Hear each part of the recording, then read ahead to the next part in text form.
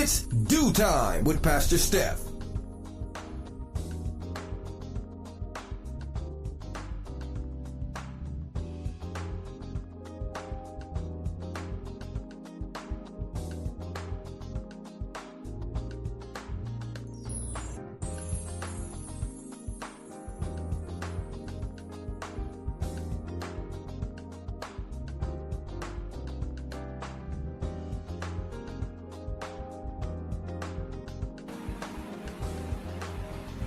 Good morning, good morning, good morning. Rise and shine. You're on with this Do Time with Pastor Steph. How are you this morning? That's what I like to hear. That's what I like to hear. For this is the day the Lord has made. Let us rejoice and be glad in it. So, where were you yesterday? We started off the week shaking the Monday morning blues with the Do Time crew. And we talked about the fact that when couples rely on each other because neither one of them have close friends, how that may kind of twist what happens in a relationship, because they say you ask that one person, you're expecting that whole person to be your whole village, and it's unrealistic. That person cannot be to you everything that you're going to need. So you need some friends, you need some close friends, because that's going to be your buffer. This person can be your everything, your cooker, your cleaner, your lover, your friend, your answer, your relief. No, you have to give that person a chance to have some level of outlet that does not include you relying on them for everything. One of the other things they talk about is one person can be both the problem and the comforter. I really like this one because I personally have spoken to women who have had a man break their heart, but yet she's waiting on him to call to make her feel better. How does that even work? You're responsible for the pain. You can be the doctor too. So there's some bit of unreality going on there. This is unrealistic. So you gotta make sure that you keep friends so that everything is separate. All right. Here's one that came up. These last two that I'm going to mention are really, really important. One says you can't be someone's everything because you'll end up burning out. Absolutely. Come on. If you were at your job and you were the chief cook, the bottle washer, the server, the host, you would burn out. The relationship is not going to be any different. But here was the clincher. Men and women are different. That was one of the last things we talked about. The fact that men take care of things differently than a woman takes care of things. He thinks things in a different way. He handles things in a different way. You cannot merge the two. And he's going to be your everything, or she's going to be your everything, because you're going to run into problems. You need the balance of life to take place in that relationship. So all in all, these are one of the reasons why they say the intimate relationships that exist, your husband, your wife, your man, your woman, they cannot be your absolute everything. That is not. You're going to need some friends. You're going to need some friends, and this stuff is important. Please do this. I stumbled on this the other night, and I normally go to another site, but as I was looking for news, I stumbled on this, and I was like, wow, we're going to talk about this here today. So thank God for all of the relevant topics that we have, and how we help ourselves and one another on this journey of life. Well, today is Let's Talk About It Tuesday, Church Folk Day. And I don't have news again today. Yes, I don't know what's going on in the news pool, but it is very, very, very poor. So I'm going to be relying on you and the Due Time crew to help me with some things and get through this morning. So come on, let's go get that healthy breakfast. Let's tell somebody, anybody, everybody, it's Due Time with Pastor Steph is on. And whatever you do, don't go anywhere because we will be right back.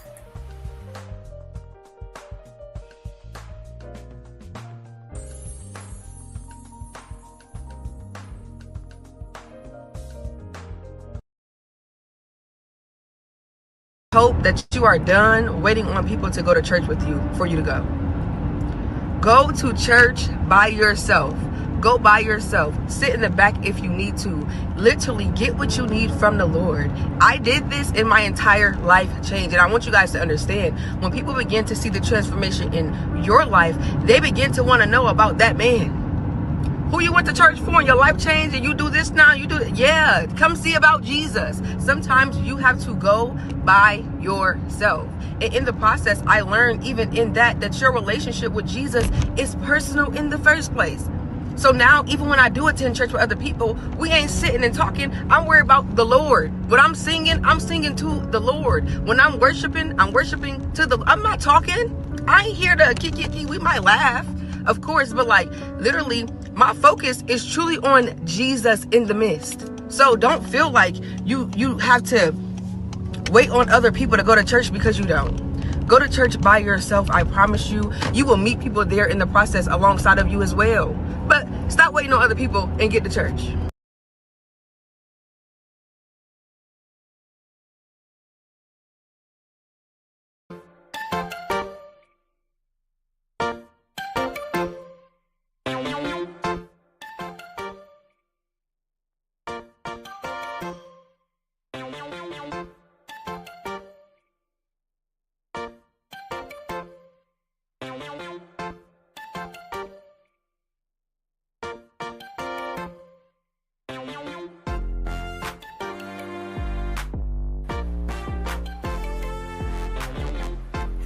Good morning, and good morning.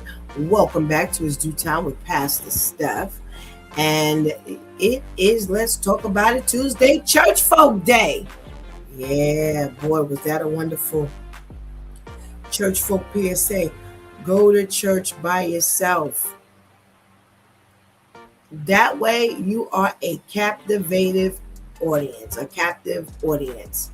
You ain't got to worry about being distracted or anything like that, because you're focused. I like that. Get what you need to get by yourself. And this way you're not persuaded by other people as to what they thought and what you feel and what they felt and what they, what attracted them, or that ain't for me. You don't have to deal with that.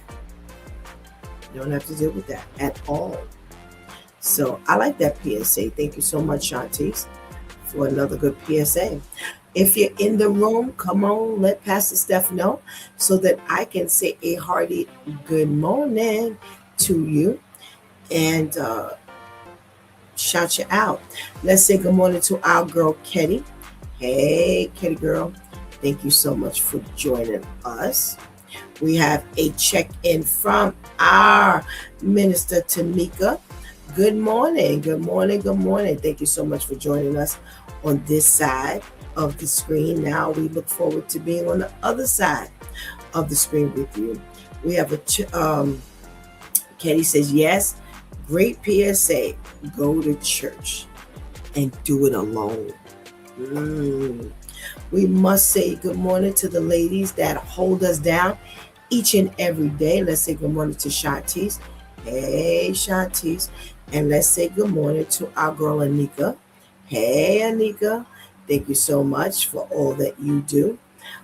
Miss Grace, if you're out there, good morning. We hope you're doing well today. and that you will have a day to rest. It's going to be brutal out there, so hopefully you'll be able to have a wonderful, wonderful, restful, and comfortable day. What my boy Terry said, I thought I saw his name. Oh, I did. Hey, Terrence, good morning, Your Highness. How are you? Thank you so much for joining us this morning. Please tell Mom we said hello, and we definitely miss her. Okay? All righty. So, as you know, we do like some trivia on our Tuesday morning, and I tell you that this news has been, weak. For the past couple of days, every one of my sources have produced almost nothing, and I was struggling. And I came across a couple of different trivias that I could choose from, but I landed on this one, and I don't know, we may have to jump into the second one, since if this one does not turn out to be good. So we're talking about people were asked for a list of the worst baby names that they have ever come across. And we will definitely. Yes, Terrence, I see you were number one. I'm so sorry, my dear. Thank you so much.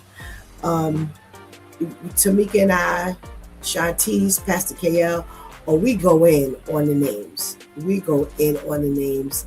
And these people are also going in on the names. So let's see what's on this list here. All righty. Let's see. Somebody said, I once met a kid named ABCDE, pronounced Absudi. Wow. And I genuinely thought someone was messing with me until I saw it on a name tag. Oh, some parents really do treat their kids like a creative writing exercise, and it shows. Somebody said Lester. Lester, come on, y'all. We can't put Lester on this list. Lester is an old school name. Yeah, that don't fall on this list in my opinion. All right. Someone said, I was just discussing this with my friend. I used to work with a woman named Simeon. That's kind of weird, but that ain't the strangest name. Come on. Do you want us to go back? Come on, Shantice, Minister Tamika. They want us to go back into some of these stories. Because, baby, we got some names for y'all. Okay? Some person said anything with a single apostrophe in it. You know what? I'm mad. Because I know what they're talking about. Uh-oh, Shantice. Uh-oh. We're talking about the worst baby names. People have submitted the worst baby names they've ever heard. Thelma! Ethel, Elsie, Esther, Stanley. I can't believe these are coming back. Wow. I knew a kid from Africa called Articulated Truck. That was a person's name. Not sure why his parents thought to name him that, but he preferred to be called Artie. Yo, that's normally short for Arthur. Yeah. Terry says, fire the parents, laugh out loud, ABCDE. Yep. He says that sounds like all history names for babies. Yep. Somebody wrote, my sister is a postpartum nurse. A few years ago, there was a new boy named, are you ready? ESPN. Pronounced Espin. You couldn't be that much of a sports fan to name your child no Espen. What they call him, Essie or S? Yo, y'all need to be fired. All of them need to be fired. All right, here we go. Somebody says Rumor, Scout, North, Apple. I could go on and on. Those names right there are names of entertainers or actors' kids. Rumor is, I believe, Bruce Willis's kid. North is, what's that? Them two dum-dums. Kardashian and Kanye.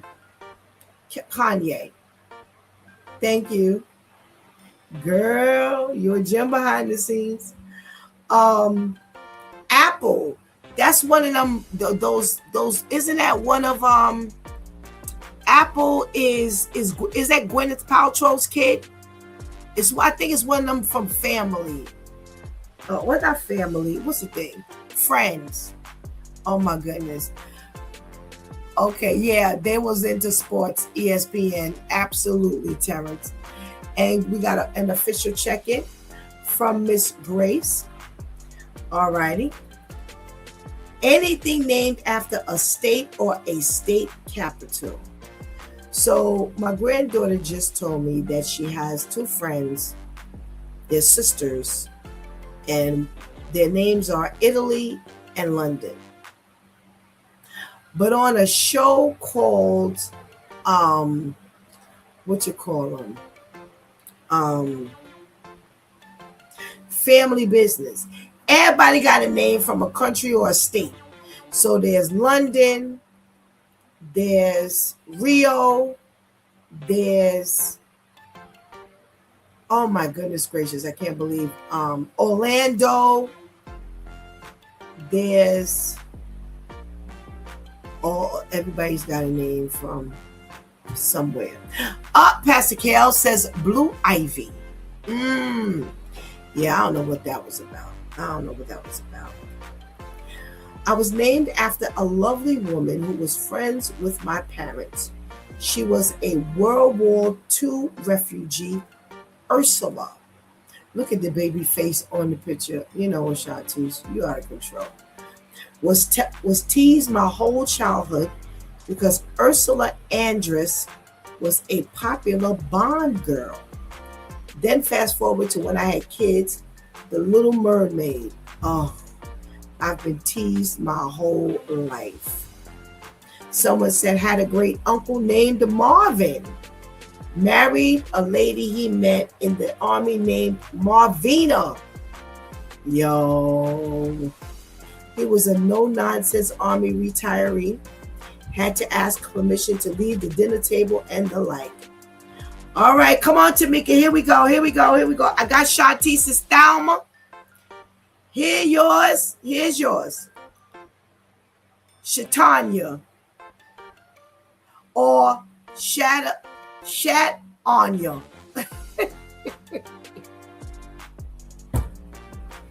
I knew you would enjoy that one, girl. I knew you would enjoy that one.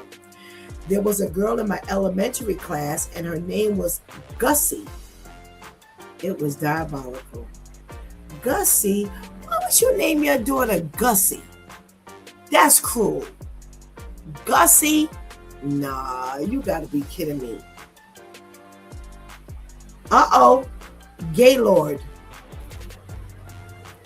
Okay. Oh, you know what? This one always got me. Because once one person did it, everybody named Mama did it. Neve. And that's heaven written backwards. Oh, stop it. Well, I had a co-worker and his granddaughter. He was so excited for her to show up. Yeah, well, I said, what's her name? He said, Neve. That's heaven spelled backwards. I said, Edwin, please. And walked off. I'm sorry. I couldn't catch myself. Tamika says, yes, Paltrow's child's name is Apple. Thank you. I thought so because I saw a picture and they had her name and the baby's name. KL says, Gussie May. KL, get out of Alabama. Leave Alabama right now, Kale. And Gussie May. All right. Somebody put, years ago, umpiring a youth baseball game, the first baseman was Clint, not Clint. I asked, not Cliff.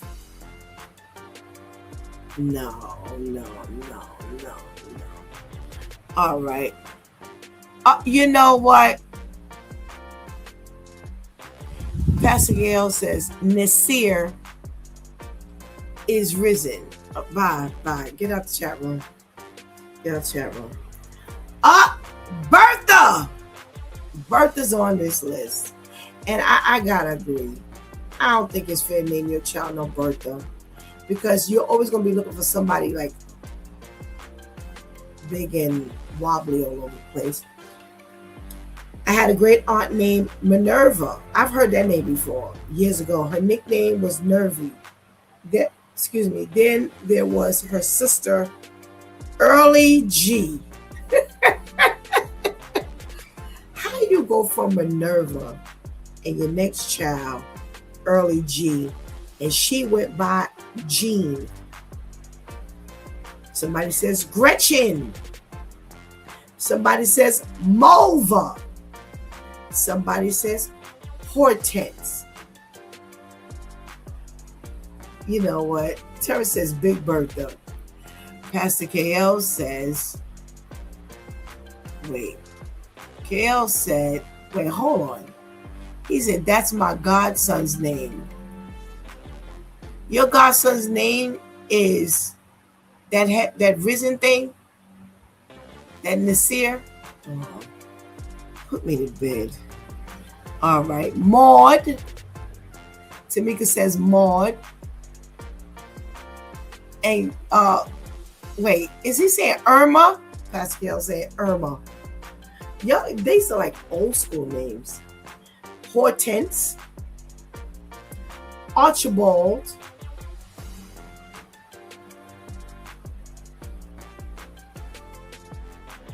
I gotta look this one up close because Pastor Vinny just sent in something, and I don't know if that's right.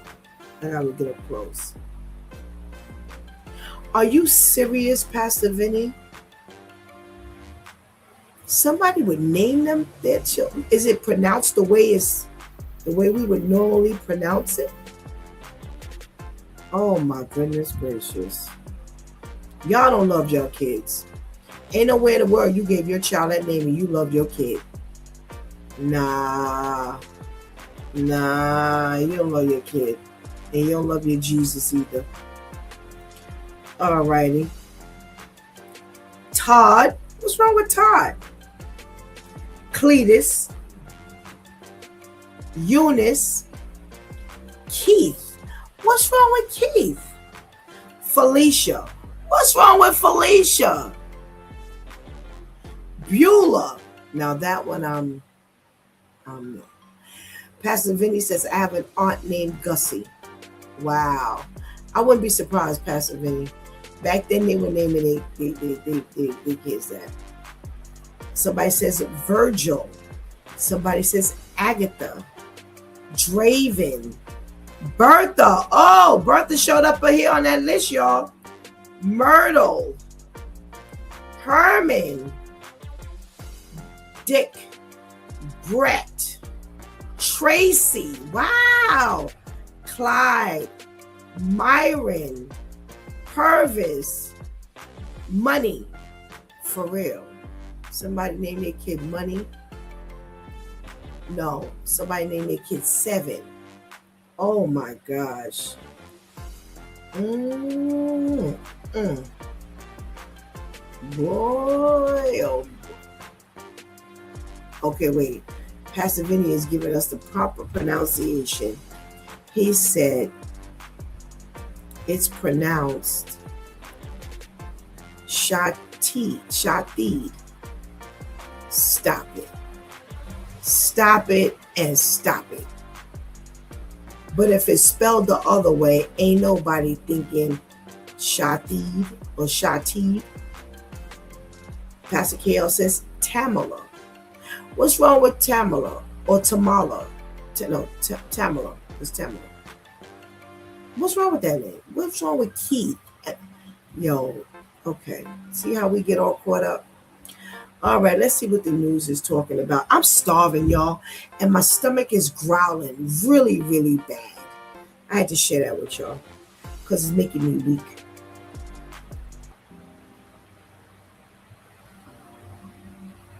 Hopefully this tea will settle it.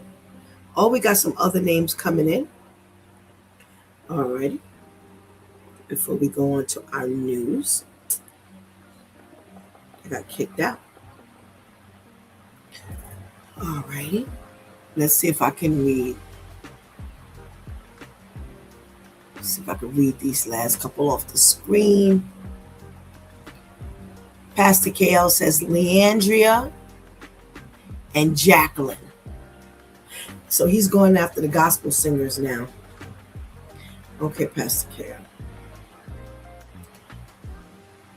Good morning again to you, Anika. All right, so let's see what the news is talking about. I tell you, I am so bored for the news. I am so bored. But I do have a couple of tips for you. So, there's chicken breast that's being recalled in 9 states. And it's because they have not listed allergens. And one of the allergen that has been omitted is eggs. Now, I'll tell y'all that you can go bad if I have an egg allergy. And man, mine is bad enough. But if some people are allergic to egg, it's like asphyxiation. Yeah, their throat can close up and they can die. So they say that private selection honey Dijon boneless, skinless chicken breast with rib meat is being sold out of Kroger and Fred Meyer stores, and it's distributed in Alabama, Alaska, Idaho, Illinois, Indiana, Kentucky, Oregon, Tennessee, and Washington. So if you have, I just say, if that's what you got in your freezer, just send it back, period.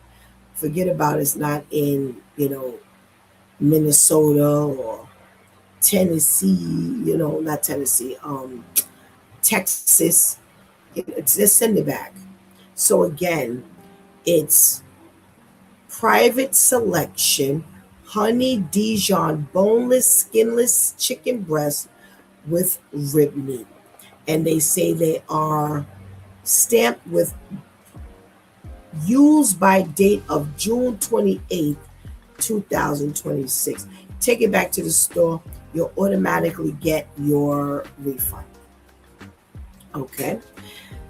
Let's see what else is happening here in our news. Okay.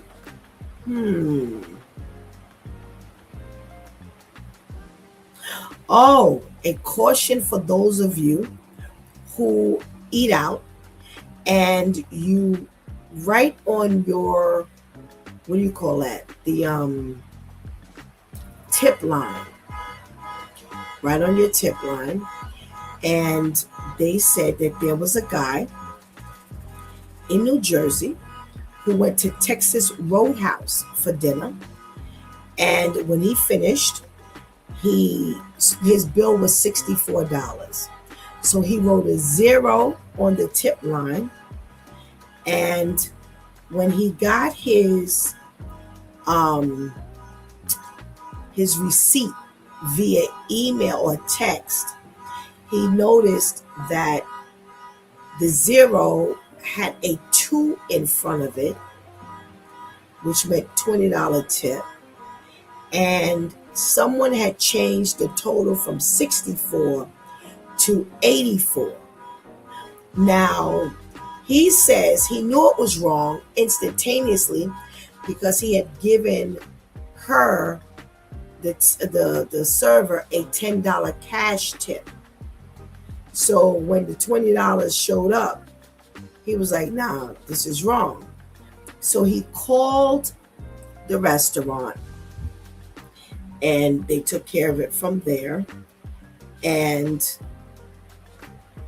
they are warning us to, they say, contact the restaurant and instantaneously contact your bank or your credit card company. Also, make sure to keep your receipts because you have a copy.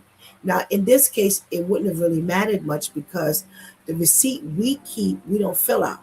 The receipt that we do fill out goes to the server. But they say still always keep your receipt.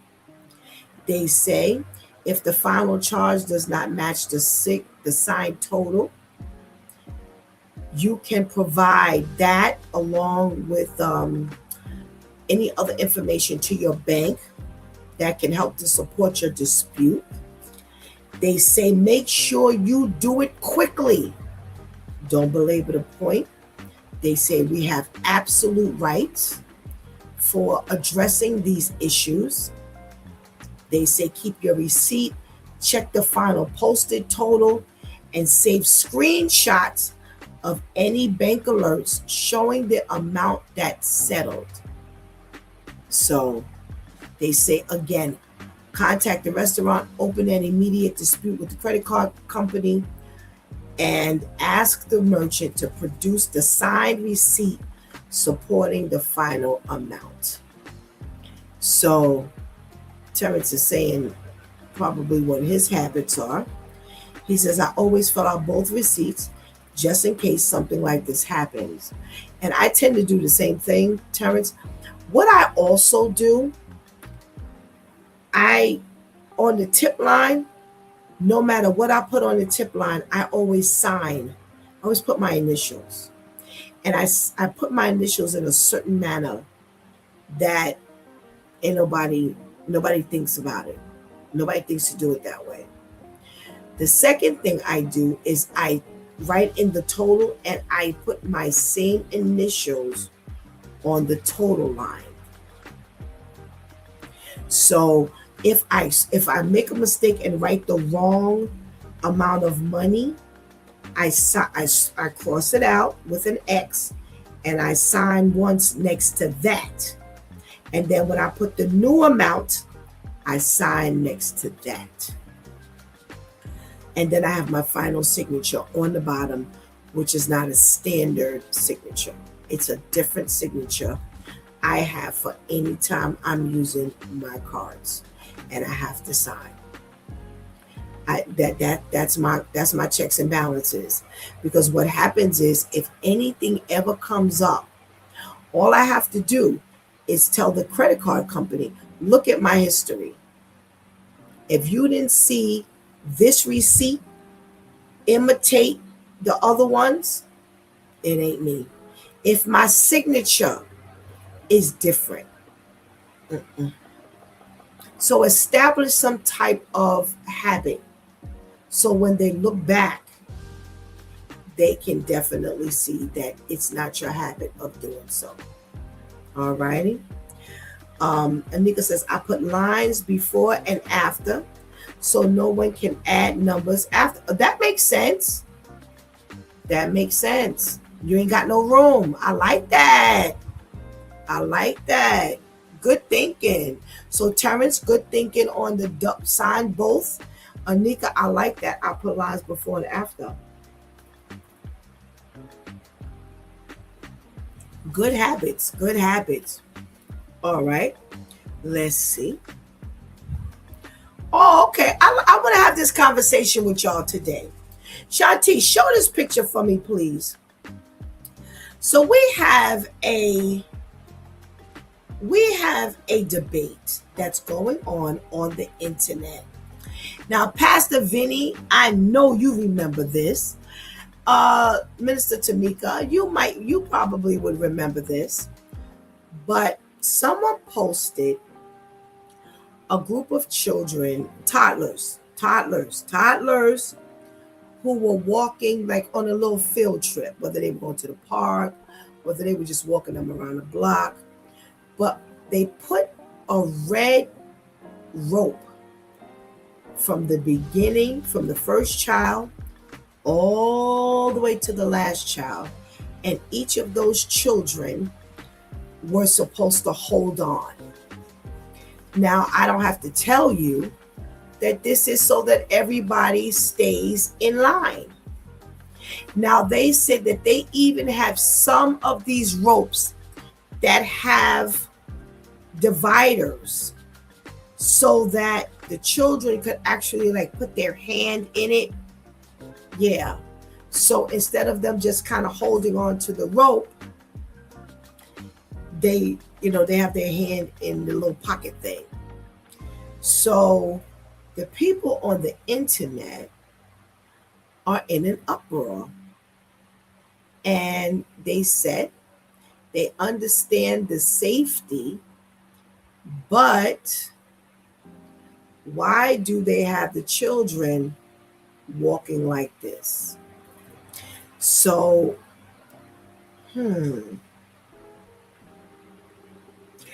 they have others that said, years ago, I saw this and remembered how upset I was. Fast forward to 2026, this alpha generation is different. Unleashed, they'll all be headed in different directions. Now, they didn't identify the teacher, but she's a kindergarten teacher. Well, they thought she was a kindergarten teacher, but these are younger than kindergartners. They babies, they little toddlers. Look at the little feet, and everybody got on a little hat. And they tell you when you're walking in the sun, you need a hat on your head. So kudos to all the parents who paid attention to that, because that's the first thing I noticed, all the hats on the head. All right. We have, hey, check it from Viv. Hey, Viv, good morning. Thank you for joining us. So they have, some people are like, listen, children are unpredictable. What's wrong with having them hold on to this rope to make sure they stay in place? Other people talked about the harnesses. Now, the harnesses is a little device that straps on the child's body, zips up, and has a string to it.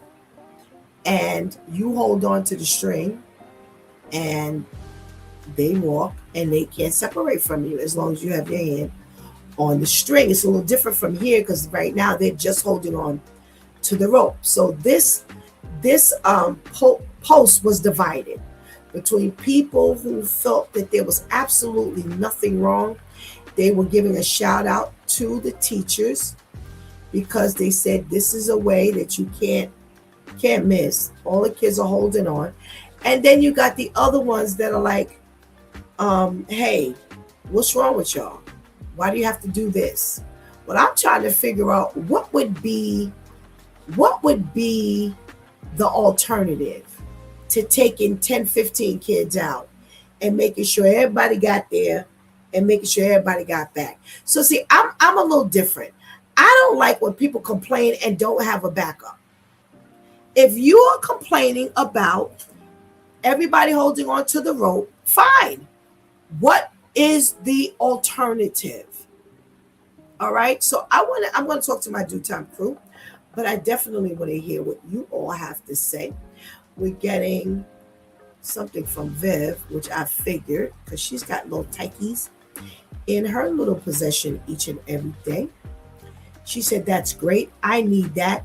We use those, but ours just have little circles for them to hold, but they can easily let the circle go.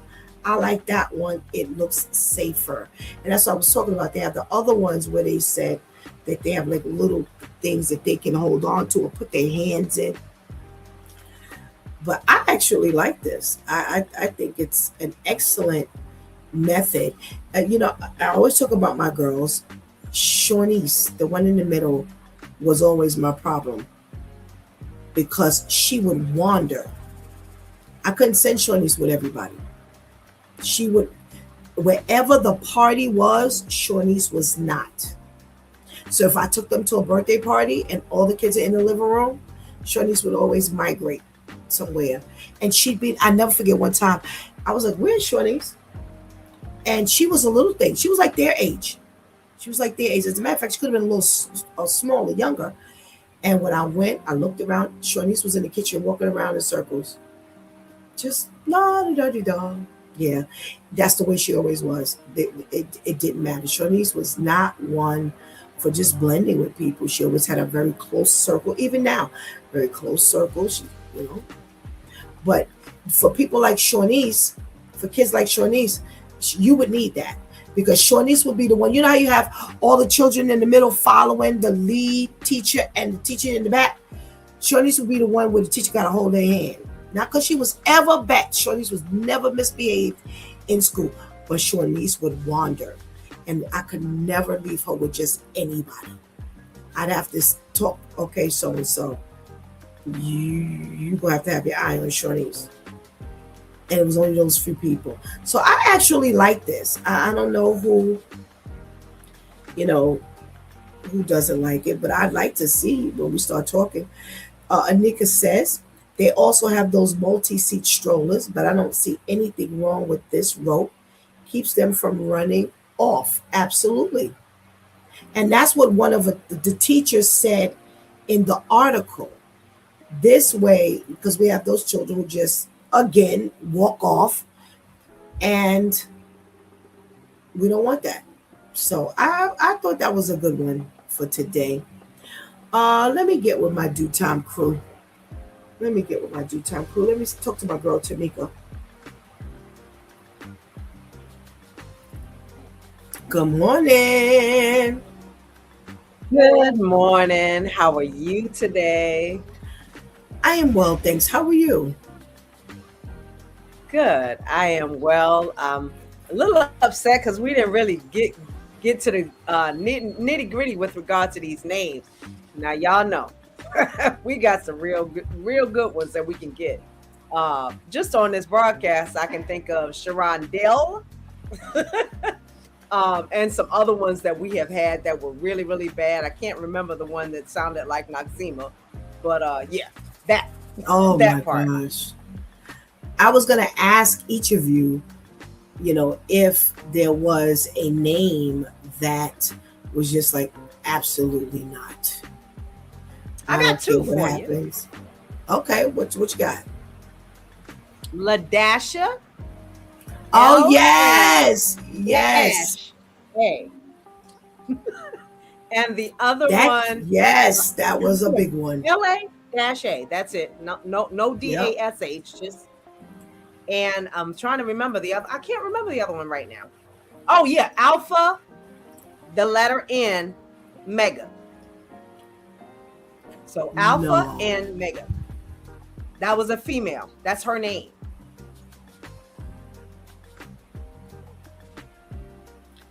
Alpha and Mega. So when you say it real fast, it's Alpha and Omega. But that's her name. So she got. Oh, y'all done ran out of stuff for real. Oh my goodness gracious. All righty. That's why I said I'm going to come around and ask, okay, which one stuck with? So Pastor Vinny, think about it. All right. So we've got a couple of things here. Let me get rid of that one because we won't be talking about that. All righty. Well, let's go to the last story we got. So what do you think about this rope? It's a red rope, so it's easy to spot. It's not black. And each of them little people, oh my goodness, do you see the little feet, Tamika? Do you see the little feet? And the little cheeks.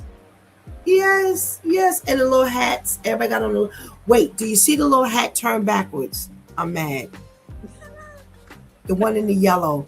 Oh, I'm Yeah. looking at a different snapshot. But yeah, the one in the yellow with the hat, with the baseball cap turned backwards. Right. Oh my goodness gracious. They are so adorable. All right. I just So in realized your it's the opinion, same shot. I sorry. just realized it's the Yes. same shot. Yeah. Yes, it's the same shot, just in a different, look at the little legs. I'm like, oh my goodness. Can you imagine walking 10, 15 kids and you have to go chasing one of them little legs around trying to catch up to them? So I have a school in my neighborhood, and so sometimes I can hear them coming from one place to another. First of all, they're loud, they're giggly, they're talking, they're chattering. Now let's just look at that picture one more time. I'm sorry, Shantice. One more time. Look at the child in the purple. Yes. So you're gonna that's just one child. Now you got 15 children. You got one that's not looking where he's going, and he's in the barrier. He or she is in the barrier, in within that line. You see them, they're not aware of the street, they're not street conscious. So, Right. wherever you lead them, they go, and Right. sometimes, I had it yesterday, ironically. This little boy was just enchanted by me. And I was at the laundromat. And he was like, hi, and his mother was over there, so children are not aware of all of those things. And everybody's a friend when you see them, and, Right. they can walk off, they can run off. I remember dealing with some children. We got a runner. Every time you turn around, he just take off running. Oh my goodness. Didn't mean that anything was wrong. Didn't mean that somebody hurt him. He would just take off running. Now imagine you're responsible for 15 children. You look away for some reason because you got to cross the street. You got all these children and one takes off running, and you miss it. Or you got to take off running behind this one. Now you've left the 15 or 14 together. That's a big responsibility. You are responsible for precious cargo. And so I have no problem with these things. I remember back in the day, we used to walk hand in hand. It was 2 and 2, 2 and 2. Right. But what happens when the 2 go off? So you have more of a chance that 2 can run off because they're not paying attention. No, I have no problem with these restraints at all. I'm sorry. I'm listening to you and I'm looking at the little shorts. I am intrigued by little people. I'm the little feet, the little shorts. But you're right. How can you keep everybody in tow together and be assured, like you said, even the 2x2, you're still running a risk. You're still running a risk. Oh, where's my Pastor Vinny? Good morning. Good morning. Good morning, ladies. Good morning. How are you? I'm great. Doing well this morning. Good. So I gave you a chance to think, Pastor Vinny, because I knew Minister Tamika was gonna be firing up them names. So I gave you an opportunity to think, what is one of the worst names you have ever heard outside of Vincent? Outside of Vincent. Well, like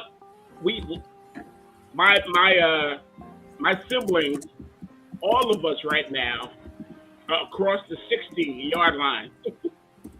Okay. All of us are across the 60-yard line. So we go back. So we had some old names. They're not bad. My brother's named after a grandfather, Cyril. Okay. You don't hear that. It's not bad. It's not bad. One sister was Isabel. Oh wow. Okay. Isabel. The knee baby was Julia Floria. Her middle name was Floria. Okay. Named after a very nice lady. But my mother wasn't, into all the hysterics, So Okay. it wasn't bad. We didn't find out about weird names until actually we went to school. Ah, okay. All kind of things. Now the name that I posted was one of Nathaniel was teaching music for a time as well. And Right. so that was down in that was down in that was down where they had that Parker where they had that shooting Okay. down in Central Florida, and so now was a teacher there, and the kid he told everybody write your name on this paper, you know.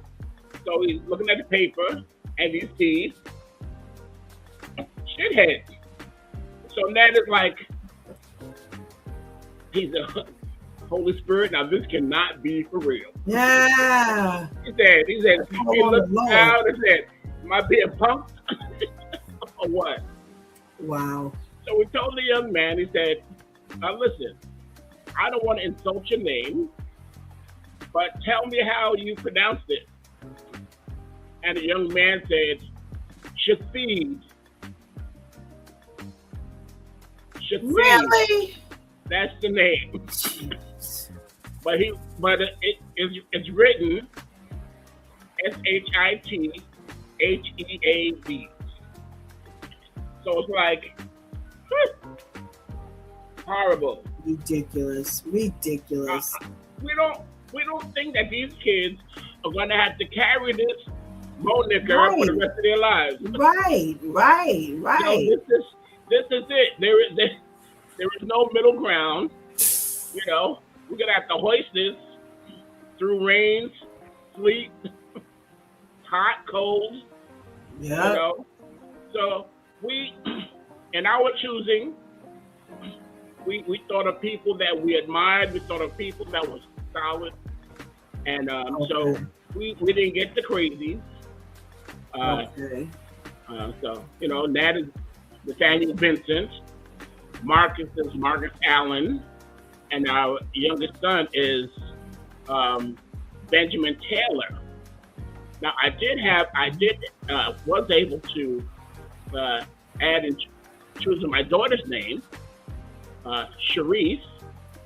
Okay. Sharice, a jewel. Okay. No, that's all of me. So Okay. thank God for that, and she has become a jewel. Thank God for her. Okay. Well, thank you. Where's Pastor Ken? I saw him show up on this thing here. Where is he? Why is that what we see when we first open the screen? You know what? He is so ridiculous. He has Good risen. morning, Pastor Kel. He has risen. Somebody He has take you risen. water. Somebody take you out the water. Oh my goodness gracious. Good morning. Good morning. Good Morning. morning. All right, Pastor KL, you threw some names up in that. Wait a minute. You threw some names up in that chat room, but which one would you say is the absolute worst name? Well, you said Jacqueline, but her name is actually pronounced Jacqueline. Right. Really? Jacqueline, Yeah. Jacqueline Parr. Yeah. Mm. And I think that's like really really colorful, if you will. Really Okay. colorful. You Now know? say it again. Jacqueline? Oh, okay. Yeah. So is that the Yeah. one that hits the top of your list?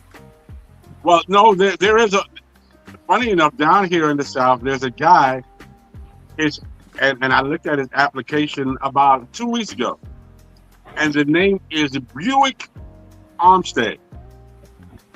Oh, Buick, good for you. like the car. Wait. Gosh. Is it spelled B-U-I right there? Buick. Buick Armstead. Why? I don't know. It's like when we named our girls Porsche and Mercedes. Mercedes. Yeah, I'm like, yo, come on. What And then, Buick? and then when they grow up, they look like a Yugo. You know what? I'm not messing with you. I am so not messing with you. I'm so not messing with They don't even look like a Mercedes. you. Buick? And they're looking like a gremlin. You know what? Y'all are bad. Y'all are bad. Where's Shantice at? Morning. Good morning. Good morning. How are you? Fine, thank you. Good. What is the absolute worst name you have ever heard? It was definitely the Ladasha. I had a coworker when I was working at Cheesecake, and he laid out the story of his girlfriend who was a teacher and of course taking attendance. And she's like, Leia, and still the little girl still like, no, it's Ladasha. He said with the attitude and everything. And I'm like, but why? It's bad enough that it's Ladasha, but then it was spelled L-A-A. So everybody's supposed to look at this dash and understand that I'm supposed to pronounce the symbol. I'm supposed to say the symbol. Horrible. It's like no one wants their kids to work.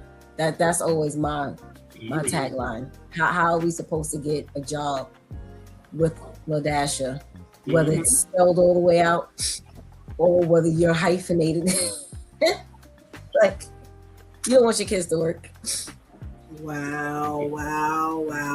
Well, I gotta tell you that the Ladasha, I remember that was from like years ago, and nobody could even believe what that was. You really why? Yes. All right, Pastor Vinny. There's Shanti showed a picture of the rope that's between all the little ticky-tackies here. And there's, wait, hold on. I'm sorry. I got some comments. We've got a Nickel says, Wilfreda. Wilfreda. Tamika says, I know a girl named Pelvis. She must have given her mother all sorts of trauma in the birthing room. Hey, Pastor Brenda, good morning. Thank you so much for joining us. Nika says, I heard a long story. I heard long ago the girl who wrote her name Ladasha pronounced La, whatever that is. Oh my God, Ladasha. Okay. Good morning. We have Mans. Thank you. So he's throwing an Escalade. Like supposed to be Escalade. And they can't even afford these cards. But they can't even afford the cards. Wait, did you see the spelling? Escalade. A with an accent mark. E. So Escalade. No. And you better pronounce the. Yeah. Oh my goodness. Nika says, oh, that was your story at Shanti's. Miss Grace says, my husband wanted to name my daughter Adeco. I told him absolutely not. I don't even remember how to spell it. I spelled it for the birth certificate, and that was it. It was a middle name, Adeco. Wow. I know she would have been mad right about now. Yeah, Terrence, Ladasha. All right, Pastor Vinny, we're back to the little tykes with the red rope between the three of the little ones. And some people are actually warring about this. No, what? Somebody check out the one with the sunglasses.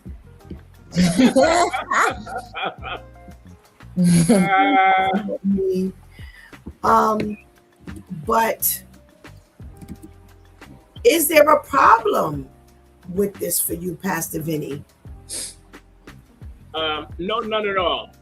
But before I say that, Shantice, I think your mama is waxing nostalgic. I think she's trying to go back to the well. Oh no! Oh no! Pastor Vinny. Because I remember the harness. Do you remember the harness, Pastor Cal? Yes, Lord Jesus. Yeah. So is this a good thing with this rope, Pastor Vinny, or not? This is an absolute good thing. This is one of those things where people who want to complain about anything and everything. Yeah. You know what? why wouldn't you want something that will keep your child protected? Anybody can run up there, grab the kid, and keep moving. You know, not only could they just walk away, but you know, someone grab your kid and gone. I like the fact that there's a person in the front of the line and a person in the back of the line. So you know, you got somebody looking, you know, able to see all different angles. I mean, this is excellent. Now there were a ton of us. It reminded me of when we were growing up. You know, we were like stairs. So there were 5 big ones and 5 little ones. So we had to pair up. The big ones paired up. The 5 big ones paired up with the 5 little ones. You know what? Uh-huh. And that's how we travel. That's how we travel. On the walks, on the subway. Everybody got their instructions. You know, stick with your partner. You know, don't let the big ones, don't let the little ones go. Hold on to their hands. Oh my God. Yes. There was once the trains were so crowded, we got separated.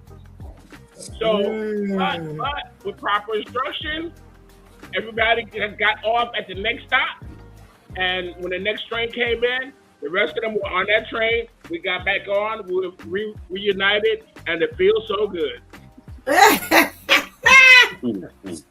Oh my goodness. Yeah, it was All fun right, growing Pastor up. Vinny. It was fun growing up. Okay, nice. I nice like story. Okay, great. All right. Pastor KL. Well, you know what? In the beginning, when I saw this, I was a little offended. I'm not gonna lie. It seemed like the light skinned folks started this at the beginning with the one leash, with the one child. You know, yeah. And I used to always be like, why is this child on a leash? And then when you show this picture, it's almost like, you know, the chain gang is on a leash. Oh my gosh. Oh, and I'm my like, gosh. why? First of all, who takes out 10 children under the kindergarten stage outside? That's suicide. Why would you want to do that? You know, but I guess it's a good idea. But I do remember, you know, back in my days, my parents used to say, you stick right by me. You don't go nowhere.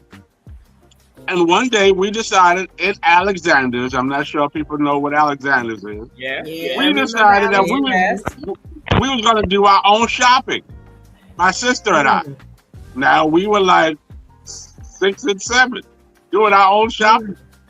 And my mother pretended like she was lost, watching us all the time. We crying, we screaming, we looking for mommy, all this stuff, yelling, having. Now my sister, she was dramatic. She had tantrums. She was on the floor. She was rolling around like she was Patti LaBelle. I was like, listen, we are lost. And my mama looking at us. Finally, she catches us and say, listen, I told you blankety blank to blank. Don't leave my side. We never left her side again. We was latchkey baby after that. Oh my goodness. Well, Pastor KL, for the record, the nursery or the daycare need to take the children outside. Like recess for the elementary school, you know, or the junior high school. So they need some fresh air. They need to stretch their little legs. So, yeah, here you go right outside into, they have their own playing yard. You know, their play yard. You don't have to go nowhere. Yeah, unfortunately, you know, it's interesting that you should bring that up because in the city, they have daycares that are storefronts. And that's the first thing I thought about. I was like, well, what they do with the kids when it's time to take the kids out? Because now you put the kids on the street. Right. They don't have backyards and things like that. You know, I come from, even in the Bronx, you know, they didn't make daycare storefronts. Right. You know, it was a building. They would be on the roof with the high fence. They would be in backyards. I never. So when I would, I was like, why? But because it's the city, and the people who live in the city are living in the city, and city have nothing but buildings and storefronts. So unfortunately, this is what happens when you want to take the kids out and they don't have like a a yard or something that's right there. So this is what you get. All righty. We have, hold on. We have, Anika says, they are adorable though. Pastor Brenda says, Pastor Steph, I got you. I will deal with Pastor Vinny later. Thank you, girl. Thank you so much. Then you have Serge, who says his name is LaQuisha. If with your back turned, that is all out. You know who that is. Pastor Brenda says, I'm all for the rope. Some of these kids, are the Tasmanian devils. You have to keep them in line. Vivian says, we take them on walks around the school. Some schools don't have what? Don't have parks. Don't have parks. There's a symbol. It's right in the middle of my words. I'm sorry. Don't have parks, so you do what you got to do. And that goes back to when I said in the city, when they take the kids out, you actually see them. Now, I didn't see them with the rope. They were all holding hands like a chain. They were holding hands. But I'm for the rope because, it's like if you dragging little LaQuisha and Bobby and LaDasha and little Irma and Risen and Neve. Risen. That's gonna be a little difficult. But if you have the rope, at least that gives them a little space to kind of walk. So yeah, I get it. I definitely get what Vivian is saying. Do what you gotta do. All right, Shantice. As we close this out, what say you about the red rope? I was like Pastor KL. I was a little like, what? Initially. And for me, it's mainly because of all of the other different things that I've been hearing that they've been implementing with these students in some of these schools with some of the students, the different tactics in the name of keeping them in line. And it's just ridiculous. At the same time, as you guys were talking, I remember being on school trips. I remember being in summer camp, and it would be a lot of us. And we will all know how to just stay in the line. You had the boys' line, you had the girls' line. When it came time to cross the street, you had a teacher or counselor in the front, a teacher, counselor in the middle, a teacher, counselor in the back.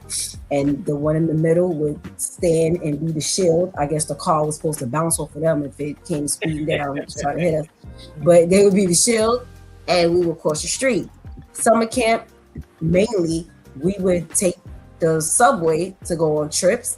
Everybody knew you better stay together, or it was very bye-bye to you and your parents if you decided to wander off. But for the most part, everybody stayed together. But now, since you have the Dashes and the LaQuishas and the Rizens and all of this, who knows how to stay in line when your name is that?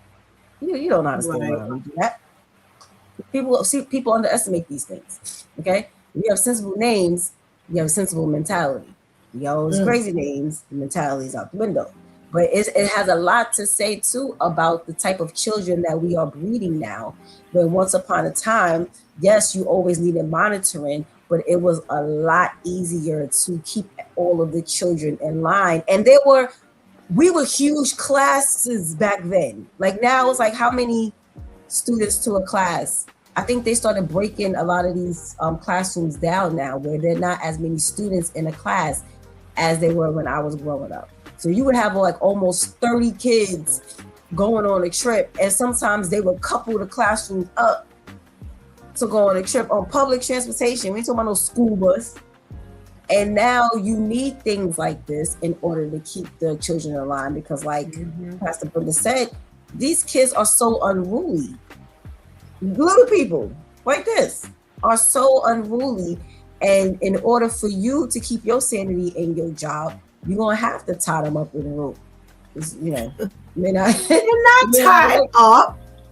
But I'm just saying like that. When you first look at it, that's what comes to my mind. No, right. You have to restrain them. You have to keep them together. Especially talking about crossing streets. You can't, risk that. But I also think too, it says a lot about who you're breeding at home. Think about it. Does my child have to be on this? Because I'll be mad if I got to the school and they said, well, your child is the reason why we have this. See, that's when I'd be mad. Not because your child is one of the 10 or one of the 15 that we're, with, and just to make sure everyone is together, this is what we do. No, but because of your child is one of the main ones why we've implemented this. See, that's when I'd be mad. So are we doing that? Are we assessing our children and making sure that we're not breeding the reasons for? Well, that's that's the one that's holding the teacher's hand. They ain't putting that one through. Right. So now, but now you only got 2 teachers, because I've even been speaking to people who used to be in education, and one, he didn't join the police force. He's like, I'm arresting people now and walking into gunfire. I have to leave the classroom. So now you'd rather be in law enforcement. Classroom. Okay? Right. You'd rather be in law enforcement. So now the teachers have dwindled. The students have increased sometimes, with some. But so now the teacher can't hold everybody's hand. Back then, you may have had that one that needed, and a lot of times they be the ones that get left at the school and they go to the next teacher's class while their class is out on the trip. But you can't hold everybody's hand. All righty. So we got a couple of comments before we go on to our next phase. We have Tamika. Tamika says most names beginning with Shay, Day, or Da, or Da, or J concern me nowadays. Mm-hmm. Vivian says class sizes are just as large, if not larger, but it's the kids for sure. Yeah, because you don't need the kid that breaks away. That's always going to be. You always got one of those who is kind of, and that's what I took when I saw Pastor Brenda's Tasmanian Devils. It's like you see them now before you know it. This quick, they're off. Adele, hey Adele, good morning. Thank you so much for joining us. Adele is thinking and cracking up. All right. We played a video yesterday for the PSA. Shanti's played PSA yesterday. And it was very, very powerful. And I wanted to, in our little time, to do our church folk segment. I wanted to hear it and for us to comment on it. Vivian says, I think about alternative jobs every day, child. And now most schools force you to take everyone, no support. Yeah, that's got to be. I'm sure a lot of teachers have changed professions, unfortunately, because it's not easy. It's not easy. God bless the teachers. I teach the Bible. That's all I say. Yeah. God bless the teachers, because you got to have a special gift for that job, because that's a challenge. All right, Shantice, please play the PSA for us and let us chat.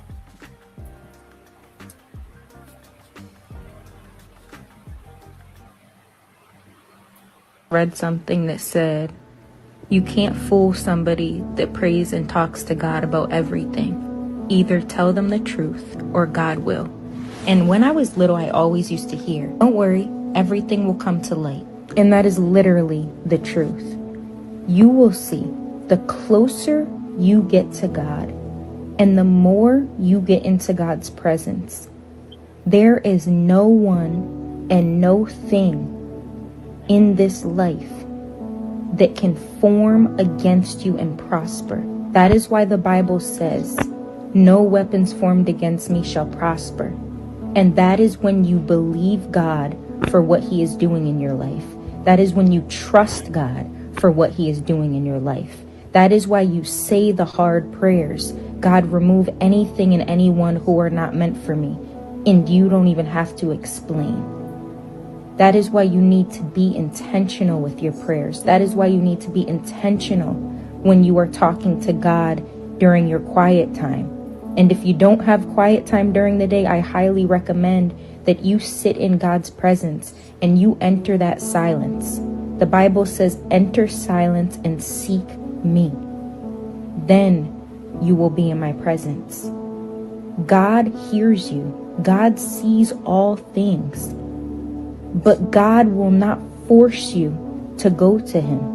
You have to have that urge and that willingness in your heart, in your spirit, and in your mind to seek God in all you do, to involve God in all you do, to allow God to lead you in this life. I hope this message reached the right group of people. All righty.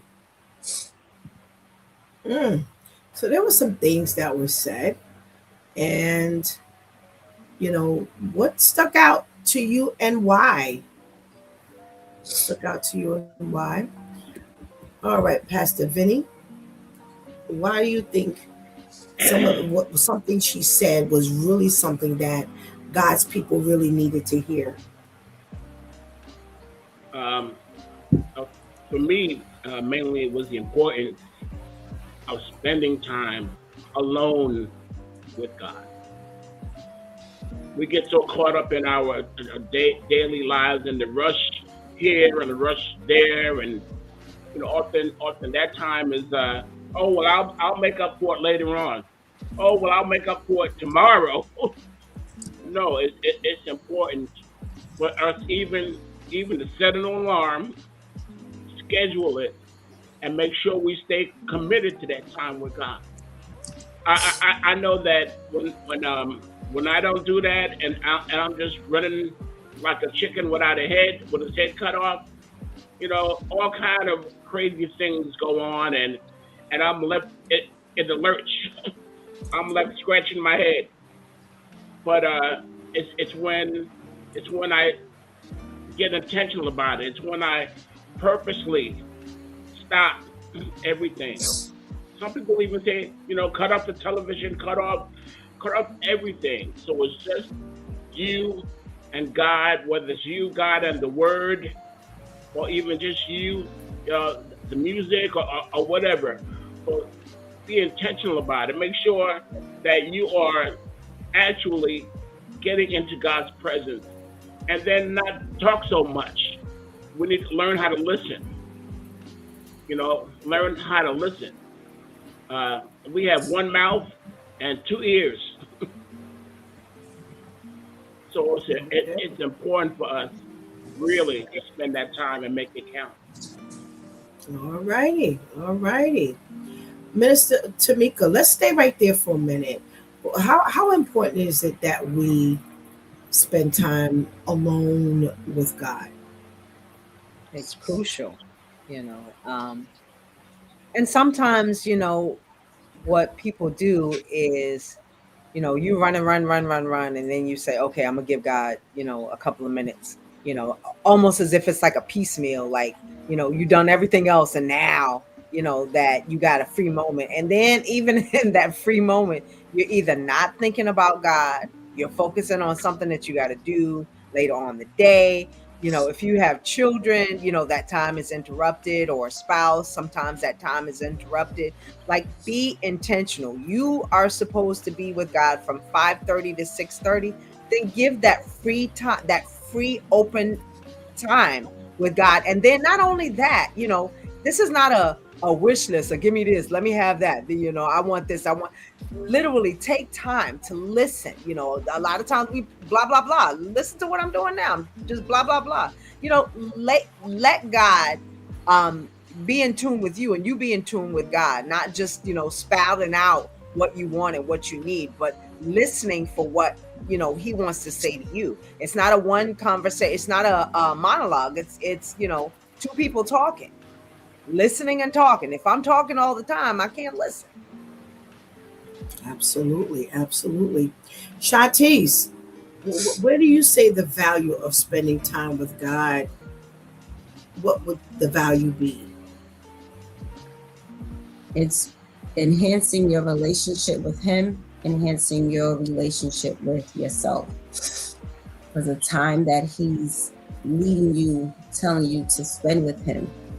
Yes, so you know, we really underestimate how God chooses who he doesn't choose everyone to get to know him and at a certain point. So he's chosen you to get to know him. He's chosen you. He doesn't need any of us. But the fact that he wants us is one of the things that makes him amazing. Now, I don't need you, but I need you because I want you. Like, it's important for me for you to understand that I want you. And it's important that you understand how I want to advance you. And there is no advancement if there is no real one-on-one quality time with him. So in order to, you keep going to God, like, I want this, I want that, I want this, even if you, in addition, pay attention to the things that you tell God you want, how do you really expect to gain those things where it's going to be lasting if you don't spend quality time with God? Because who are you getting it from? Okay, okay. What about you, Pastor KL? What are you going to add to this value of spending time with God? Well, I mean, we all know it's very, very, very important to spend time with God. I think most importantly, with the dialogue, you have to be able to listen. A lot of times we talk, but we never listen. We just talk and talk and talk and talk, even in regular relationships, but we never listen to the response. And then when you ask God for things, you gotta be okay when He gives you exactly what you asked Him for. We say, Lord, I just heard you say, take away everybody who doesn't mean me good. Now, when they start taking away that boyfriend that you're so in love with, that girlfriend that you're so in love with, because you can't see the bad, when they start taking away your mother and your father because you can't see the bad, when you say, Lord, I want to be more like you, and then He starts taking things away from you because He needs you focused, you got to be careful what you ask for. A lot of folks want things, but they're not ready for it. They're not ready for the process. I want to lose weight, but you don't want to go on a diet. They want the hourglass figure, but they want to keep eating cake. You can't do that with God. If you asking God for certain things, to take certain things out of your life, to make me more like you, to trim me, then there's going to be pruning. You're going to have to go as a diamond and be crushed sometimes. And no one wants to deal with the crushing. No one wants to deal with the heat, but everybody wants the results. All righty.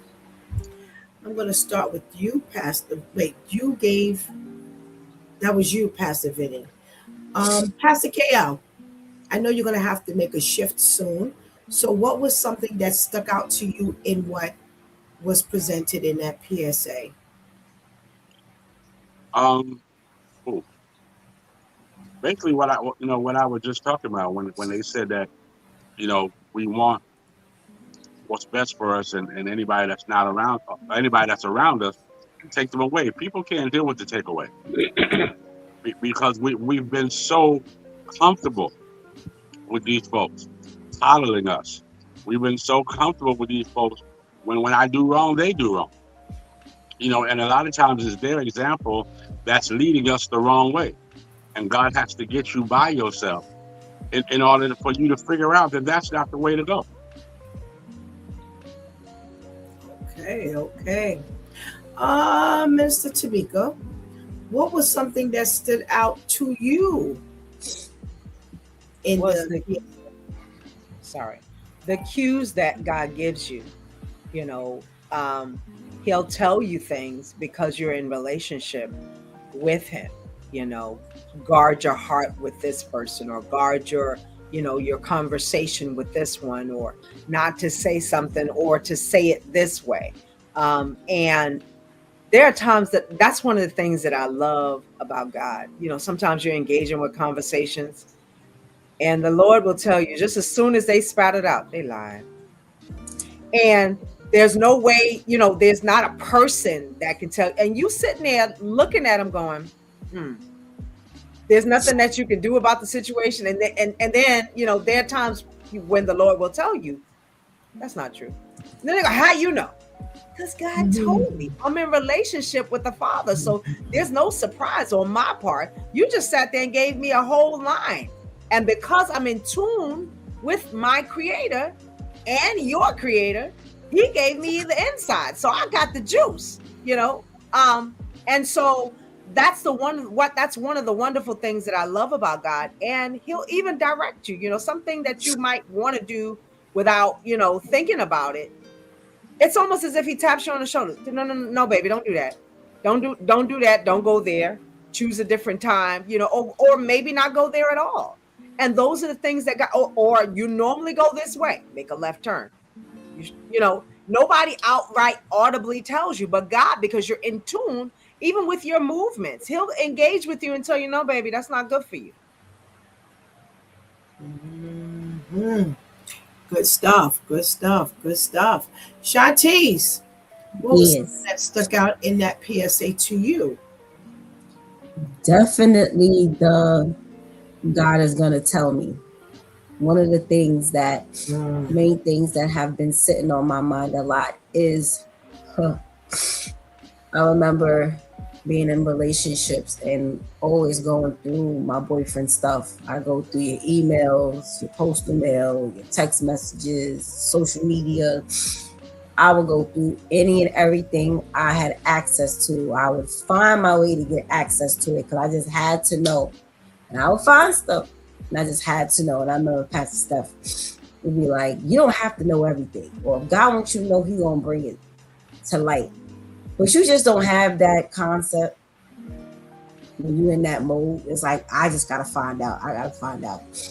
And now, you know, that God is showing me that you don't even have to ask questions. People just tell all on themselves now. You don't even, before it was, you know, just talk to people long enough and they'll say, no, you ain't even got to talk to people. You just sit back and about 5 minutes, they done just told you everything. They done showed you most of the red flags. You don't have to. So that really stood out because, again, when you're in tune with God, one of His attributes, one of His traits, one of the things that He does is protect you. He's your protector.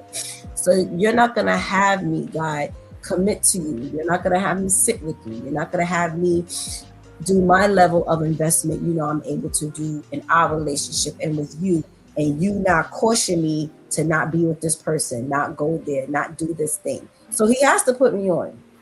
He has to let me know. So while you sit here thinking you getting over on me, I'm looking right through you like, bruh. Yeah, keep talking. Go ahead. So I love that aspect because it's so true. And it's not until you allow God to settle you that He's able to show you that. Like, I got you. You'll never be able to find anything out that I don't let you find out. So you might as well just sit and just let me do it initially anyway. Okay. I want to give one more out before we go. Pastor Vinny says, she says, God's not going to force you, but allow God to lead you.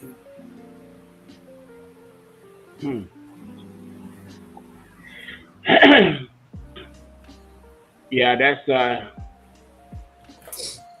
nothing but the truth.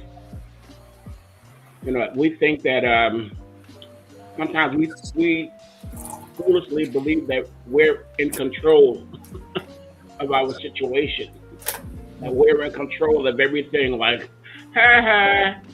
But no, God always gets the last laugh. Especially when you only halfway trying to have a relationship. You know, remember that guy, you know, well, you know, I'll see you on Monday and Tuesday, and I'll see you over there on Thursday and Friday, you know. But, it doesn't work. God wants everything. God wants everything. He wants someday through Saturday, 24/7. You know, there's no getting away from it. The word says that he's a jealous God. He's a jealous God. He don't want only part of you. And if you're only trying to have part of him, you know, you're gonna find out that you really have nothing. Mm-hmm. If you only trying to pick and choose, or it's called a cherry picking, you know, if you're trying to, you know, choose what aspects of God you're gonna embrace and what you're kind of gonna leave on the plate. No, he said, no, this is your whole plate. He said, I want you to take over. You don't have to take all of it right now, but eventually you're gonna have to deal with this whole plate. God wants all of us. You know, I think from the young lady's perspective, you know, it's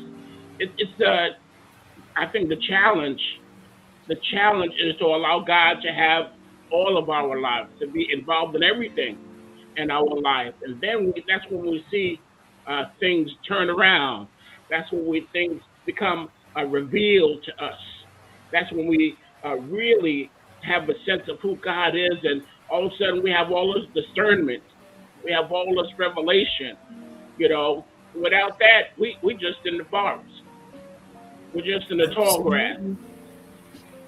Absolutely, Pastor Vinny. Absolutely. Absolutely.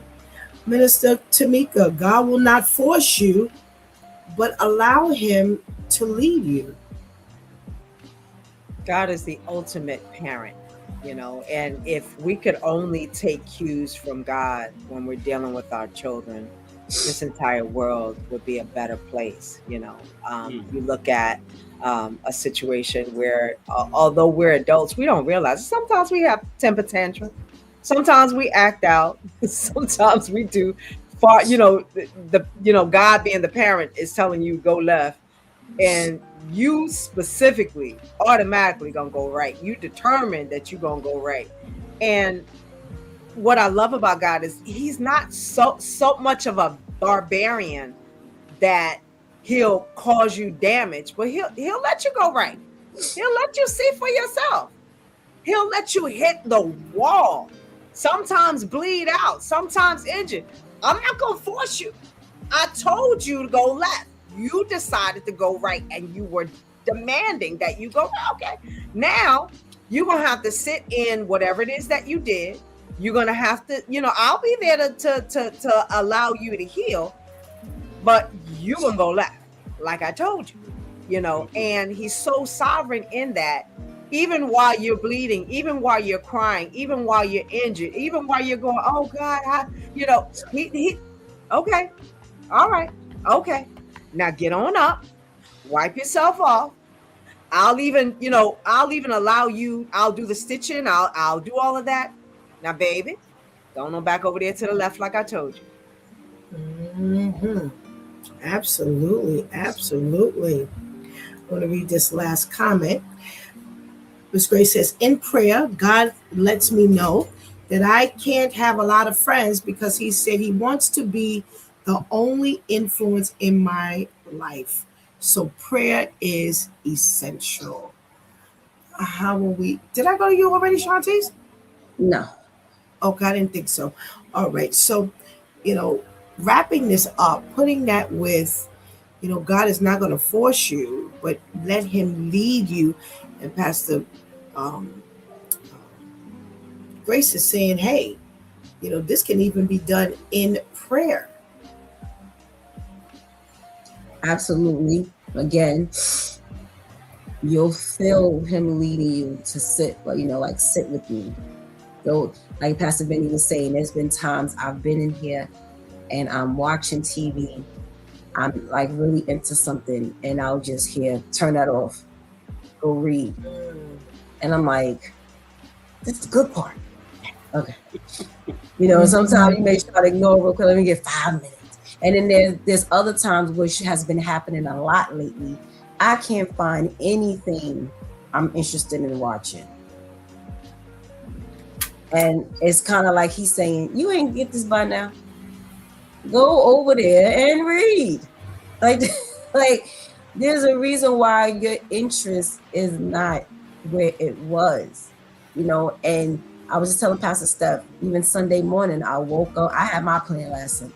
I had my plan was to not have a plan for Sunday, to do nothing. And as soon as I opened my eyes, it was like, sit with God. And I kind of knew what that already meant. That meant that God wanted me to have plans for Sunday, even though I didn't want to have plans for Sunday. And I was like, all right, okay. But he will lead. But again, I'm not going to force you. He's persistent because he wants you to understand that I will go to the end for you. I will go to the bat for you. And Pastor Steph had us go over a lesson he gave us. And one of the parts of the lesson was, what more can I do? And it was a rhetorical question, because it's like, I'm asking you this because I've done everything. But what more do you expect me to do when I'm going to the end for you? So we can play around if we want, but he's not going to force us because he's not a bully. And if he forces us, then there goes our free will. I gave you free will so you can make your choice. You can't make your choice if I'm forcing you. You'll never be able to say, oh, I'm only doing this because God made me. No, you're going to choose who you're going to follow. You're either going to follow me or you're going to follow that thing you're looking at right there. Choose you this day. Yes. Absolutely. Absolutely. My due time crew, thank you so very much for your contribution into today's conversation. And we pray you have a blessed day. Thank Have you, a blessed too. day, everybody. Amen. Everybody. Thank you. All righty. So as our due time crew was talking, I thought about our little tikeys and holding on to this red rope. And I started thinking, I was like, you know what? We have to be very careful. There's an association with everything. Or at least God gives me the association with everything. Let me put it like that. Everything is connected, which is why I always ask, what did God say? So Shantice, put up the rope, the children with the rope, please. Put up the babies.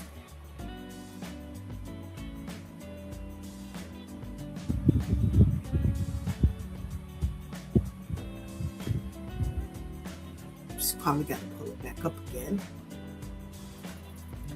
Okay, there we go. Look at this. Look at this. I don't know about you all. Shantice and I, we always giggle when we see little people. And when I look at this rope between all of the children and I see an adult on the front and an adult in the... Ooh! Pay attention!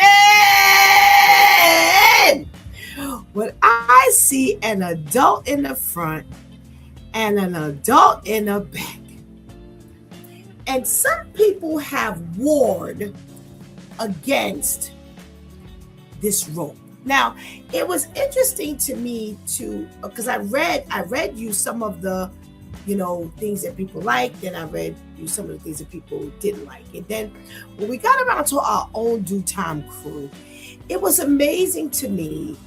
It just shows that people you could all see the same thing and just get a different understanding, a different meaning. And here's why you hear me yelling, pay attention. Because as we look at this picture, nobody ever said that they saw any of the teachers yanking the rope, pulling these kids in a certain direction, not in the front nor in the back. This is us. Jesus. This is us right here. God in the front, Jesus in the back. And we holding on to the rope. Not being yanked, not being pulled, like we just got finished talking about. The due time we just got finished talking about. You know, God's not going to force us. So in other words, you don't see the teachers yanking this rope in any particular direction, but it says, let God guide you. Let God lead you. What we see is them just kind of directing. And in between, you see the children holding on to the rope, and they're moving at their, little pace. And here the teachers are walking with them. Here the teachers understand that the little one with the sunglasses, she might be the little diva in the group, as they call them. You got the other one who's kind of just looking around, like Lady Tamika. She pointed out several, Miss Tamika pointed out several individuals in the group, and how when we look at them, we can kind of see, there's a difference in everybody, which is why there's a rope. Thank you, Shantice. Which is why there's a rope. And some of us see the rope and already see restriction. But this is not restriction. This is guidance. This is a gently led process going on here. And this is how God deals with us. We are standing between him and Jesus, just a bumbling and stumbling along. I talked to you about, my middle girl, and I was just said when she was in the kitchen that she was, looking around. And one day I remember she was much older, and I asked her to pick up the youngest one. And I just happened to get home early. And I was going to the daycare center and ended up behind Shawnee's. And I just walked slowly behind her. She didn't know I was there for a distance. And she was just walking and kicking the grass and, looking around. And I just had to giggle. I said, Lord have mercy, this is when the girls walk through the street. Just kicking and look, and instantaneously I thought about when she was in that kitchen. And all the party, all our bros going on, and she's in the kitchen by herself. This is us. This is us. This is us that says, hey, I'm going to make sure that I stay on the line because I'm appreciating God gently pulling me along, guiding me along. And when I say pulling, I don't mean yanking, but kind of steering, because that's what the teachers have to do. They can't just, walk completely with her back turned. She's got to look out for these cars, other people, so forth and so on. But this is us. And I give God thanks for this being us. That he loves Stephanie so much that even at 59 years of age, I still have a rope that I can hold on to. That God is in the front and Jesus is in the back, and no one has let go yet. I can't war against the rope. No matter how I look at this rope, I don't see this rope against me. I see the rope for me. I see this rope being here to help me along the way. And everybody else, pay attention. The world is on the rope. So that class that they're walking through, I'm walking with, is the world. So Shantice is on that rope, and Pastor Vinny is on that rope, and Minister Tamika is on that rope, and Pastor KL is on that rope. You are on that rope. LaDasha is on the rope. Neve is on the rope. Yo, we all on this rope. And God is just really just guiding us. Not going over here, because he understands that at any given moment, as Pastor Brenda so put it, we can be the Tasmanian devil. At 8 o'clock, we are on the rope, and at 8 o'clock and 30 seconds, we could be off somewhere else doing what we want. But he never lets go of the front of that rope. Jesus never lets go of the back part of the rope. Woo! Pay attention and remember, there's always the available hand for those who need it. Those who just can't be trusted to be in the middle of the rope. But I gotta hold your hand. And here's the best part. We know that those two hands, they are not only limited to holding one hand. So everybody, woo! Everybody is connected to God right about now. If you look at it here, everybody is connected to God. Everybody is connected to Jesus. And the only time we run into problems is when we let go of the rope or let go of the hand. They understand their position, the teachers. The teachers understand that I have to take them outside. And I've got to get some semblance of, I got to get some semblance of order between all these children. Oh my God. I got to get some semblance of order in with all the children. I have to take all the kids out. I got to take them all. As Vivian said, I can't leave nobody. I got to take them all. God and Jesus do nothing without all of us having the ability to come along and not only have the ability, but we are all included in the journey. What kind of God is that we serve? What kind of Jesus is that who gave his life, that they have both, oh my God, they have both committed to holding either the rope that's available or our hand. And there are going to be times when LaDasha is the one who's the Tasmanian devil, and Lil Neve is the one who's a little calmer.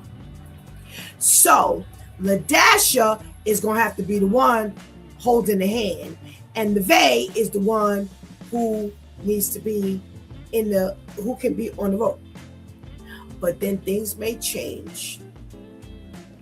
And now Neve is going through a little something. She didn't get enough sleep last night. Oh my God. Are y'all paying attention? She didn't get enough sleep last night. She's still hungry. She's still tired, so she acting out. But LaDasha had just enough sleep last night. And what she did is calm down. So now I need to take Neve and hold her hand and put LaDasha onto the rope. Oh my God. Oh my God. I would have never thought to make the connection until the three of them started talking. And I'm saying to myself, well, wait a minute. The two teachers, one on the front, one on the back, and this in the middle rope, and all the children holding on to the rope. That's us. Thank you, God. I'm thanking you that the bigger group is, and no disrespect to anybody, because it's how you see it, it's how you see it. But I'm grateful if I can make the connection like this. I am grateful that the larger portion sees the benefit of the rope. That they don't look at the rope and see restriction. I read one of the comments that said, "What are y'all complaining about? They're not choking nobody. What they're holding on to is not around their neck." There you have it. God ain't choking us. The rope ain't around our neck unless we put it there. I can easily see Vivian and other teachers walking with these children, and each child has been instructed to hold the rope this way. And you ever been with a little kid and they all twisted up, and you're like, "What? How you get like that from this? How you get from the?" I told you how to hold a rope. There was no difficulty in holding the rope this way. But how you get all twisted? It's almost like the kid who you sit at the high chair and you put their food in front of them and they eat for a while and you keep peeking in and they're eating, and then you take 1 extra minute, and when you come back, putting this all in their hair, all over their clothes, all in on the cheeks and in the ear. Come on, Pastor Vinny. I know you know what I'm talking about, because the baby, that's such as life as raising children. You're like, well, how? My youngest one, I had to take away the high chair. I had to take away the walker, because she would get out and stand on it. I should know she was gonna be a dancer. She would get out. I had to literally take the stuff and give it away. She walked well before she was 1, but she would get out of the walker and she'd be like surfing. I'm like, what are you doing? I just left you sitting in the chair. How quickly could it be when you got a high chair? The same thing, balancing. I'm like, yo, what's wrong with you? So I just packed. I was like, before you kill yourself, let's give this away. Wow, there we go. There we go. Oh, wow, wow. Are you catching this stuff this morning? That even the stuff that is meant to do us well, we manage to take and use it for something else. And God's got to say, you know what? Let me just remove this out of your way before you kill yourself. Oh my God, are you paying attention this morning? Oh. You know, I always walk off saying, I talk about them kids a lot, but I got to tell you, it puts so many things into its proper perspective. You're probably figuring out, why is Pastor Steph hollering and yelling and screaming? Because let me tell you something. God don't miss a beat as to how he wants his message to come across. And the one thing I always tell people, God uses me very practically. I can break it down to the smallest basic way. I don't care what it is we're studying. I don't care what it is. God always gives me a way of just kind of breaking it down. And right here, I just got finished saying, God looks at us at one time and we all right. Next time he takes 5 seconds extra and looks over at us, we got the mud all over our face. We are all in the sand. We are sinking. We are drowning in the tub. All the things that were designed to help us, we have found a way to destroy it. And we can't keep it. And everybody's warring and warring and warring. But yet God is saying, I can't leave you with this. I can't trust you here, because every time I give you an inch, you take a mile. And if I were to close my eyes or go to sleep, you'd be dead. And we war against God saving our lives, because all we see is restriction. All we see is I can't. All we see is I'm comparing this to another portion of my life. And every time I turn around, I can't do something. And I go back to when I was a kid. And every time I do something when I did something when I was a kid, my mother told me, everything I heard, I can't. So now when God is trying to do something good for us, we keep relating it and comparing it to the other stuff instead of keeping our eye on the prize. God is trying to save my life, and let me just let him do his job. Oh, if I don't talk to y'all for the rest of the week, you have gotten what you need right here today. Oh my God, he is amazing. He is amazing. That God is amazing. He is a God with one goal. He says, I don't want to see anyone perish. So he spends every bit of his time making sure that we don't. What are you doing to ensure that you don't perish? Because he's on his job. He's got his son on the back end while he's on the front end. He's allowing us to walk at our pace. Oh! He's allowing us to walk at our pace. So even when we all twisted and we didn't turn around, and you looking back at the one with the sunglasses and the one, I'm trying to figure out who turned his little hat backwards. I'm just trying to figure that out. Is that the way he came to school every day, little daycare? And they said, well, he's accustomed to wearing his little hat like this, so we're going to turn it backwards. What are you, all of three? Your hat is turned backwards like the big boys. Here we go. We trying to be like everybody else. Everybody else wear their hat turned backwards. I want to be able to have my hat turned backwards. But here's the problem. They have been told to make sure if you take the children out, that everyone has a hat on their head. Oh my God. A hat. Not a yarmulke, a hat. A hat that has, if you notice, you got the children on the line with a bucket hat. The bucket hat allows the crown of the head to be covered, as well as the shade to cover their face. It blocks the sun from being directly. So when you turn the cap backwards, guess what happens?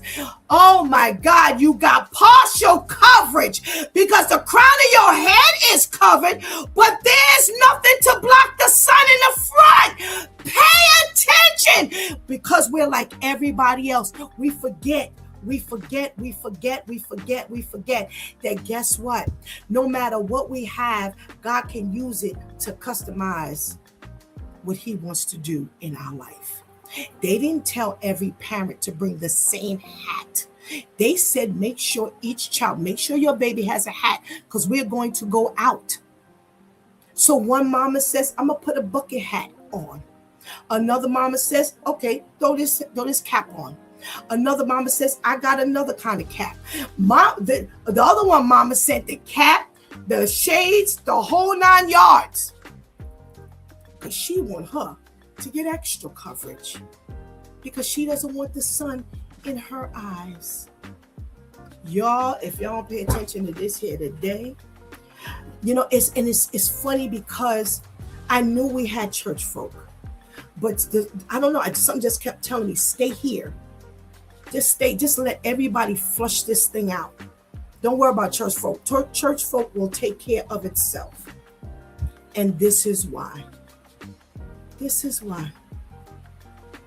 Because we talked about it long enough for the process to be embedded inside of me. What more could we ask God for? That we are not unprotected until we let go of the rope, or we let go of the hand. He got us covered. Big time. Big time.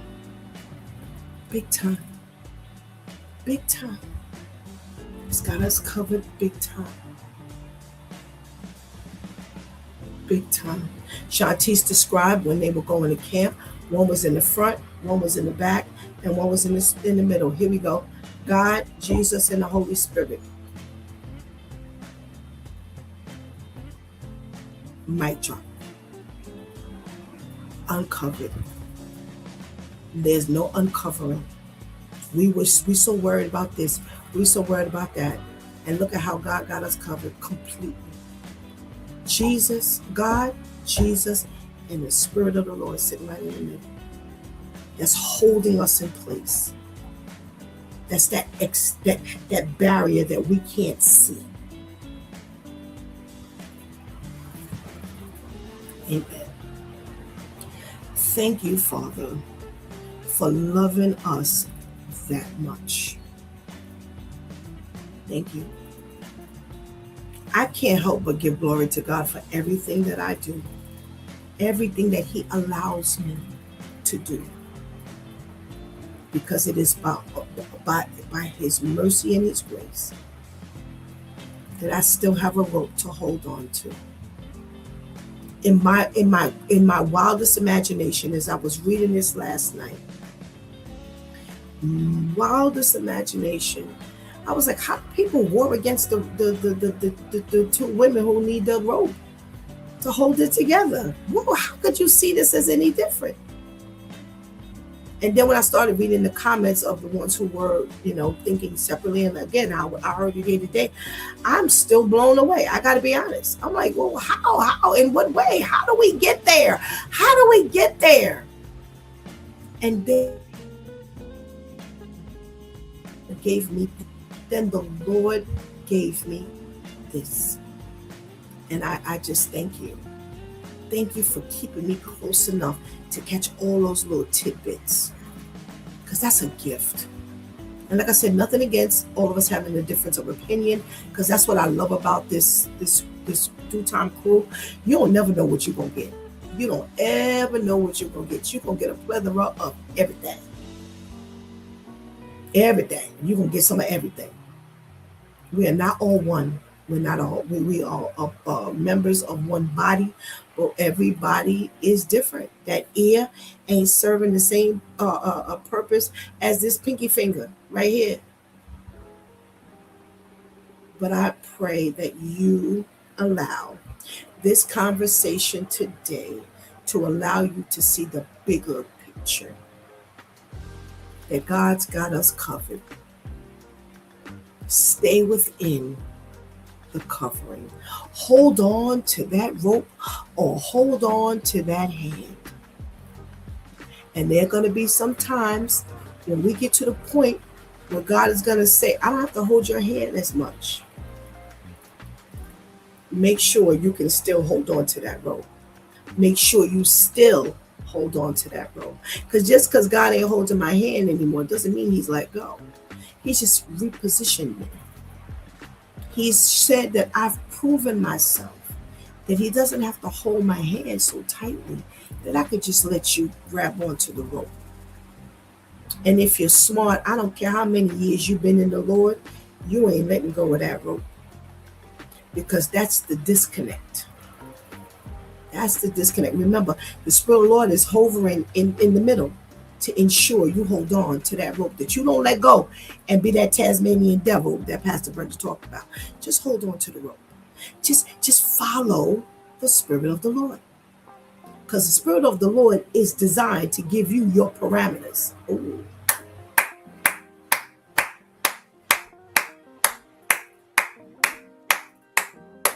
It's designed to do just that. It has its own role in this whole thing. And trust me when I tell you, He's always on His job. The Holy Spirit is referred to as a Him. He's always on His job. Thank you. Thank you, Father. Go back and play this again, and then go play it again, and go play it again. Because guess what? It only came out of Stephanie's mouth, but it didn't come from Stephanie. So I take no credit. Go back and play this. If you can't watch and you can listen, give a few hours. It's going to be sitting out there for you to listen to it. But do not miss this message today. But you got to go back and just talk about the whole entire daycare. Listen to the comments from the very one who has to actually go through this process. This is her job. Think about it and hold on to it. You've been watching It's Due Time with Pastor Steph. Join us Monday through Friday from 7 a.m. to 9 a.m. where we discuss matters of the heart, mind, and spirit. As you go through your day, be sure to set your mind on things that are above, not on things that are on the earth. They will only serve as a distraction. Remember, prayer changes things. It's Pastor Steph signing off, and I want to thank my Due Time crew for always coming through big time. Thank you for hanging out with us each and every day and helping us keep that chat room alive. This week we're shifting gears. Last week we finished all seasons 1 through 7 of The Shy. So right now we're on it. We're only focusing on season 8 as it's going up out of here. It's the series finale. We are now catching up to Raising Canaan on Stars. So this week we will be reviewing season 1 and the first episode in its final season 5. So we may be able to squeeze in a special guest. I don't know if it's this week or next week, but a special guest we might be able to kind of squeeze on in there. So make sure you join us right here on this channel live, Facebook live, Instagram live, YouTube at 7:30 on Thursday, God spares. All right? Don't forget. Until tomorrow, God spares, where it's Wow Wednesday. Now, Vivian is on vacation, and I hope she ain't gonna plan on picking up no phone telling me, Pastor Steph, I can't do the socially conscious segment, because I'm gonna be real mad, because I can't do it like Vivian does. So hopefully, keep my fingers crossed, Viv is on it for tomorrow morning. If not, it'll still be socially conscious. It'll just be a little different. But Wow Wednesday is still up for tomorrow. God spares our life. Until then, I love you.